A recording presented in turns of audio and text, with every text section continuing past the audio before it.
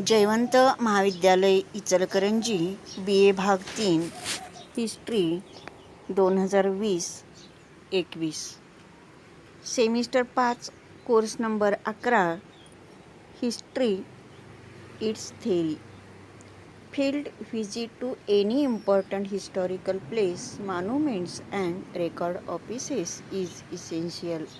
Module first history definition and scope.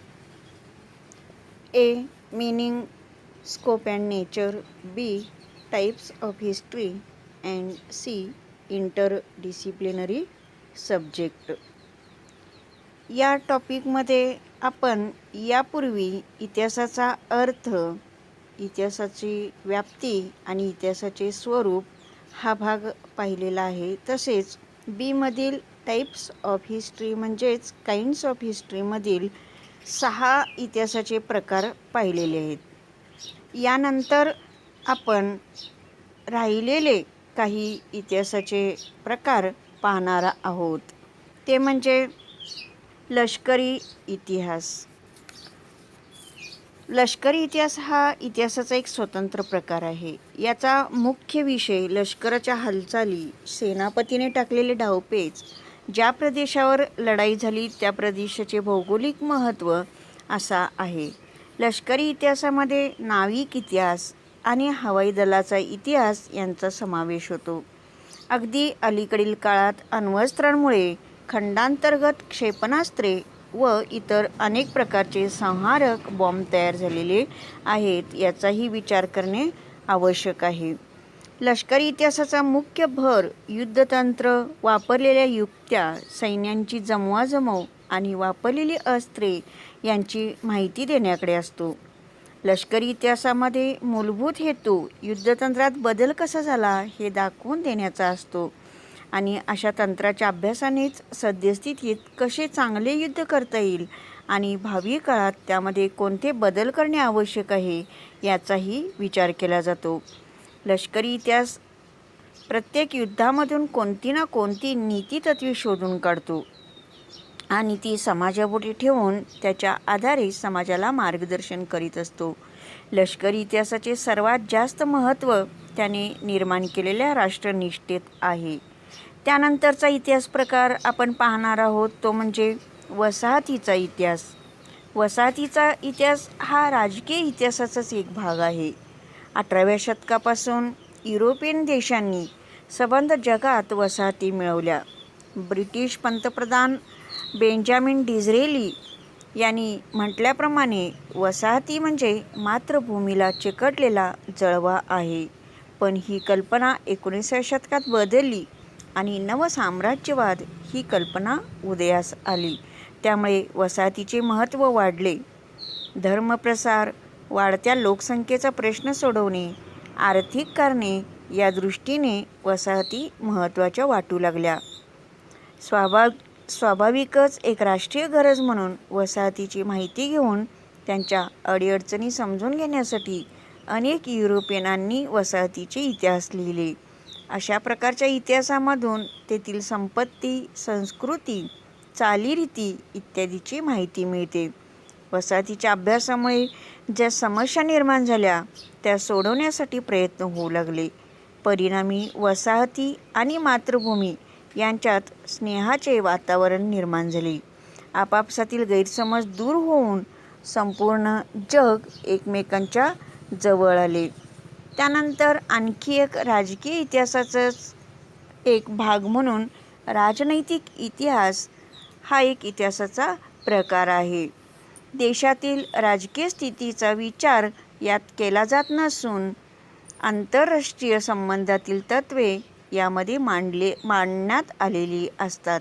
श्रेष्ठ दर्जाच्या राजकीय मुत्सद्द्यांना हा इतिहास माहीत असणे आवश्यक आहे, कारण या प्रकारातून राजकीय पुढारींची मुत्सद्देगिरी कशी होती हे कळू शकते. म्हणजेच उघड दिसणाऱ्या घटनांमागील राजकीय हालचाली समजून घेणे हा राजनैतिक इतिहासाचा विषय आहे. उदाहरणार्थ, अलीकडील काळात अमेरिकन राष्ट्राध्यक्ष बुश भारतात आणि पाकिस्तानात येऊन गेले. त्यानंतर त्यांनी भारताला मदत देण्याची घोषणा केली. तेव्हा यामागील राजकीय कारणांचा शोध घेणे हा राजनैतिक इतिहासाचा भाग आहे. एकंदरीत राजकीय इतिहास हा सत्ता संतुलन, शीतयुद्ध, आंतरराष्ट्रीय करार, आंतरराष्ट्रीय संघटना यासारख्या गोष्टींवर प्रकाश टाकतो. त्यानंतरचा इतिहास प्रकार आहे सांस्कृतिक इतिहास. हेनरी स्टील कॉमेजर यांनी इतिहासाचा सांस्कृतिक इतिहास हा एक प्रकार सांगितला आहे. सांस्कृतिक इतिहास म्हणजे मानवी मनाचा आणि स्वभावाचा इतिहास होय. सांस्कृतिक इतिहासामध्ये एखाद्या युगात ज्या विचारांनी प्रभुत्व मिळवलेले असते त्या विचारांचा इतिहास असतो. असे प्रभावी विचार त्या काळातील मानवाच्या चारित्र्याला आणि श्रद्धेला वळण लावत असतात. सांस्कृतिक इतिहासामध्ये जरी काही वेळा तत्त्वचिंतन असले तरी ते विषयाशी सुसंगत असते. म्हणून हा इतिहास प्रकार राष्ट्राचे सांस्कृतिक संवर्धन होण्याच्या दृष्टीने फार महत्त्वाचा आहे. अशा इतिहासात अनेक विद्या, संगीत, गायन, नृत्य यासारख्या अभिजात कला यांचाही समावेश करण्यास हरकत नाही. त्यानंतरचा इतिहास प्रकार म्हणजे वैचारिक इतिहास. वैचारिक इतिहास हा प्रकार तत्त्वज्ञानाला अधिक जवळचा आहे. यालाच बौद्धिक इतिहास असेही म्हटले जाते. वैचारिक इतिहास हा समाजाच्या दृष्टीने अतिशय महत्त्वाचा आहे, कारण प्रत्येक कालखंडात असा एखादा विचार किंवा विचारप्रणाली अस्तित्वात येते की त्यामुळे समाजाची एकंदर विचारप्रणालीच बदलली जाते. बौद्धिक इतिहासाचे महत्त्व असे की त्याशिवाय मानवी मनाची प्रगती, त्यांच्या विचारसरणीतील सुधारणा, मानवाची विद्वत्ता व अज्ञान यांच्यातील फेरबदल समजणे शक्य नाही. प्रत्येक घटनेमागे जसे कारण असते तसे प्रत्येक कृतीमध्ये मागे एक विचार असतो. प्रत्येक काळातील घडामोडीमागे काही विशिष्ट विचार असतात. हे विचार त्या त्या काळातील वैचारिक जीवनाचा आधार असतात. मानवी जीवनात परिवर्तन घडत असते. या दृष्टीने भिन्न कालखंडातील संकल्पना, विचारप्रणाली, वैचारिक परिवर्तन या सर्वांचा इतिहास हा वैचारिक इतिहासाचा विषय ठरतो. असा हा वैचारिक इतिहास मानवी जीवनाकडे डोळसपणे पाहण्याची वृत्ती तयार करतो. प्रोफेसर कॉलिंगवूड यांनी सर्व इतिहास हा विचारांचा इतिहास आहे असे विधान करून वैचारिक इतिहासाचे महत्त्व स्पष्ट केले आहे. त्यानंतरचा इतिहास प्रकार धार्मिक इतिहास हा होय. प्रोफेसर रेनियर म्हणतात, धार्मिक इतिहास म्हणजे धर्माचा इतिहास नव्हे. इतिहासाचा हा एक प्रकार सामाजिक इतिहासापेक्षा राज्यशास्त्राला जवळचा आहे. रोमच्या धर्मसंस्थेचा इतिहास हा राजनैतिक इतिहास किंवा लष्करी इतिहासापासून अलग करता येत नाही. परंतु भारताच्या बाबतीत धार्मिक इतिहास किंवा धर्मशास्त्राचा इतिहास हा समाजशास्त्रास जास्त जवळचा वाटतो. धर्मशास्त्राचा इतिहास हे पुस्तक पा. वा. काने यांनी लिहिले असून हा भारताच्या समाजजीवनाशी निगडीत आहे. धार्मिक इतिहासामध्ये त्या युगात जी धर्मभावना प्रबळ असते तिचा विचार केलेला असतो.